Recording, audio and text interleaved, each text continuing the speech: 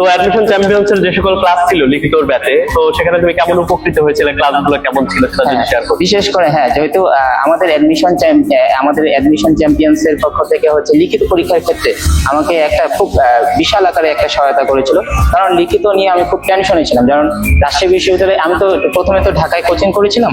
Coaching করার পর তো এখানে যেহেতু স্বপ্নই ছিল আইন অনুষদে চান্স পাওয়া, তখন এখানে এখন তো রাবির আইনের জন্য তো একটা বিশাল একটা বড় একটা ইংলিশ সিলেবাস ছিল, সেখানে এসআই ছিল, বিভিন্ন বড় বড় লিখিত কম্প্রিহেনশন ছিল।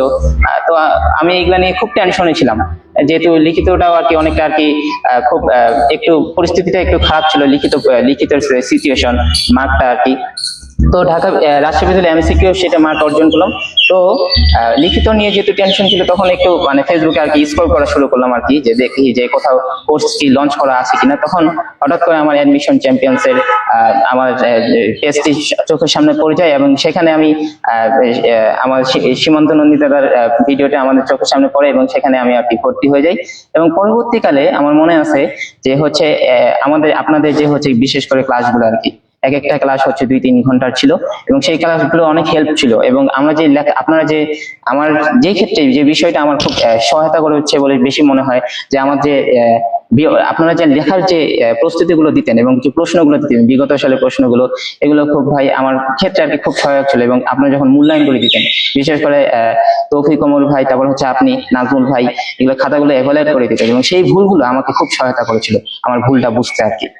তো প্রিয় শিক্ষার্থীবৃন্দ, তোমরা শুভ রায়ের অ্যাডমিশন জার্নি শুনতে পেলে। শুভ রায়ের অ্যাডমিশন জার্নি শোনার মাধ্যমে তোমরা কি বুঝতে পারলে?